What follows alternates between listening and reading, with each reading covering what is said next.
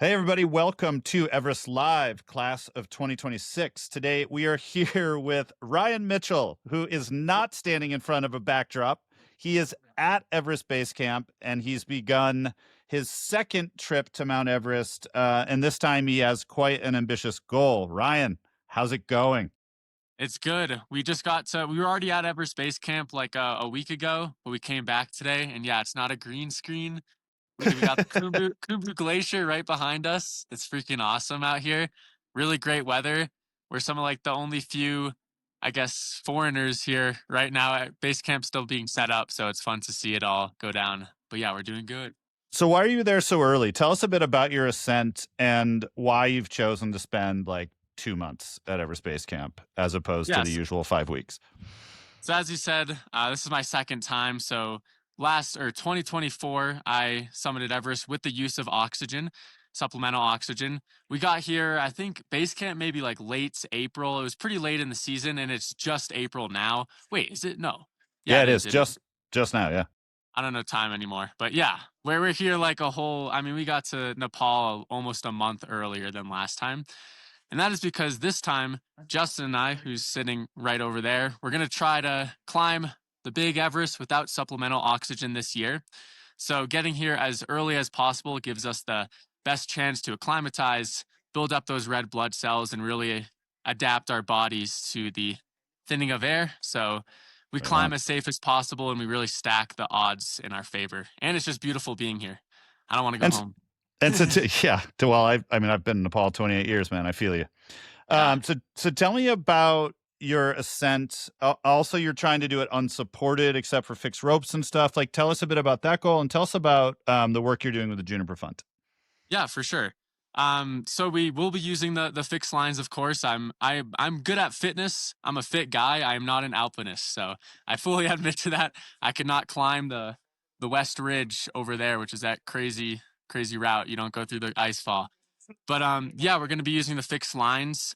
We might also have some support at camp too, and also we will have a Sherpa with us on summit day that's carrying supplemental oxygen just in case.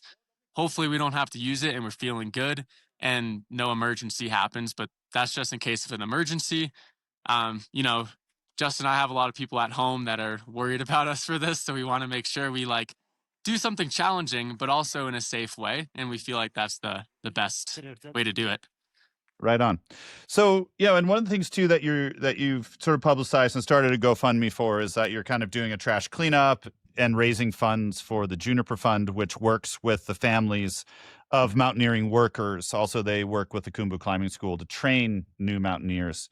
So, a question that I have for you, just to kind of get into your head a little bit, is you're a popular, internet personality. It's what you do for a living. And there's a thing where for some people, it seems like sometimes just climbing Everest isn't enough. Like you climbed Everest. It was amazing, right? But now people do these add-ons. You're like raising funds for charity. You're climbing it without oxygen. You're trying to do it in as pure style as you can, but you're still on Everest. Like what's going on there? What's driving you to come back to that mountain and to do it in this style? Like deep inside you, what's driving you to do that? Yeah, well, like I said, I'm big into fitness, and that's my favorite part of mountaineering. Is just the pain, pure masochism. But I like seeing what the body's capable of and pushing it to its limits. And I think for me, doing a no O2 ascent of the highest mountain on earth is a very like appealing goal for me. And I know it would take a ton of training, transformation, and growth to achieve such a thing. So that's why I love it. And honestly, like we don't know if we can do it, which is why we're so drawn to it as well. We want to be safe, but we want to see these new limits.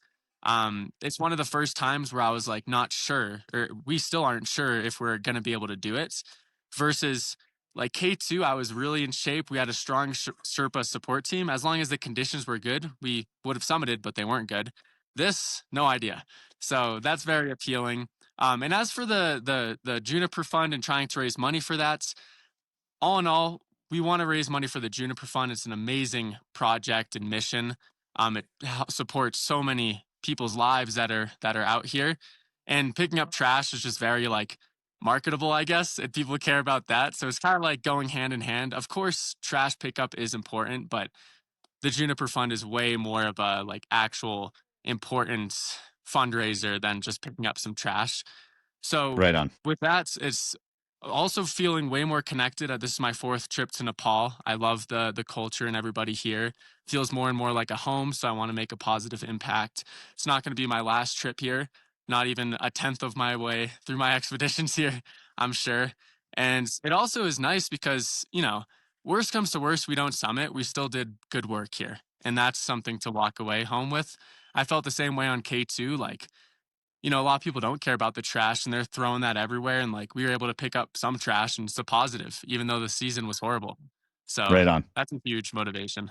Yeah, it's interesting that the trash is sort of a shtick that you need to do to be able to do the good work of raising support for the Juniper Fund. Absolutely. And we'll put a link to your GoFundMe in the liner notes for this. And so tell us too a bit about your training protocol. A lot of people with oxygen less ascents are going to be doing the hypoxic tent at home, but you've been out there, you're doing it in situ. So what are you going to be climbing smaller peaks? Like what's your plan? How are you going to pull this off?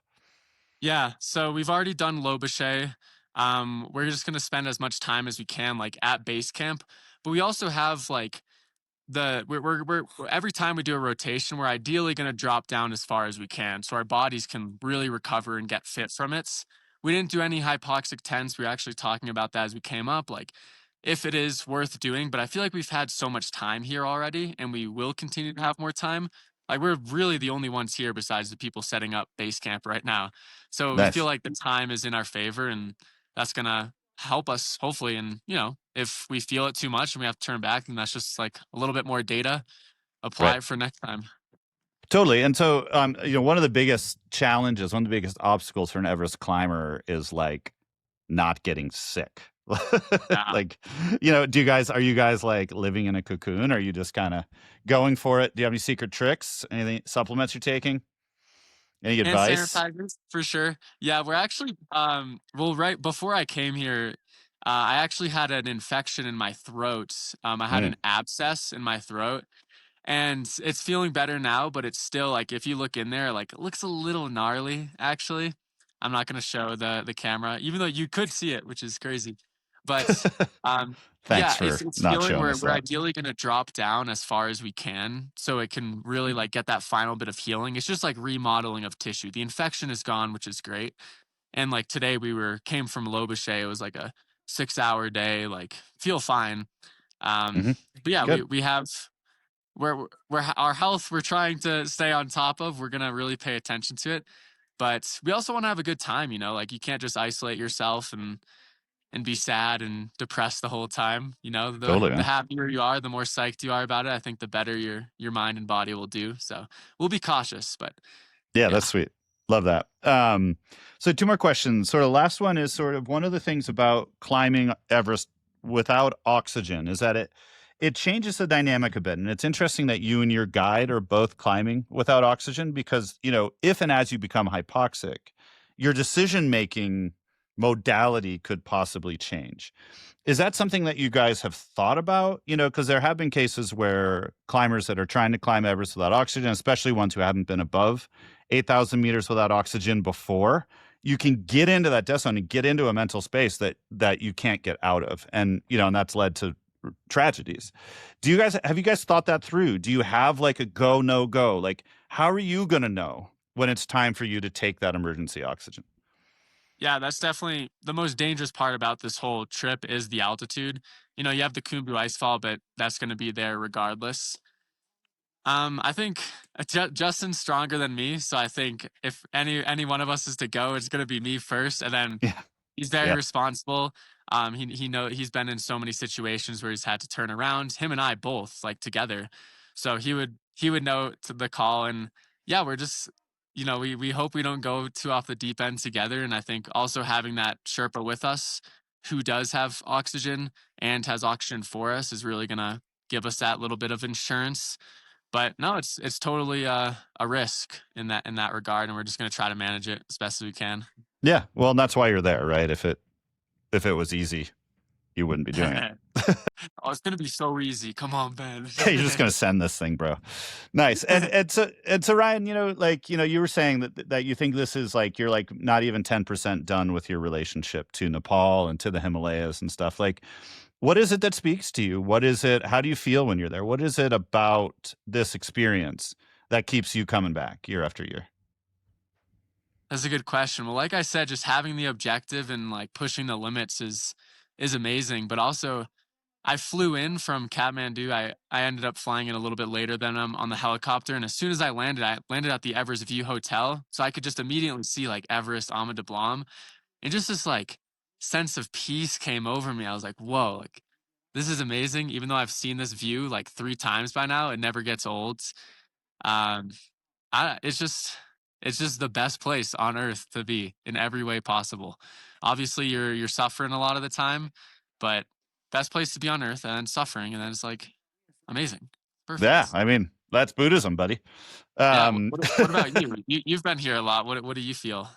I mean, it's the same thing. It's like for me when there's I don't know, things just like vibrate differently for me here. And there's something about Nepal where, and it's part of, like why I'm drawn to reporting on Everest and to my work with Everest Live and all that is like I feel like the beauty and also the hardship, both yourself and within the country that's still a developing nation, and people's lives there are so much harder than what we've experienced in America.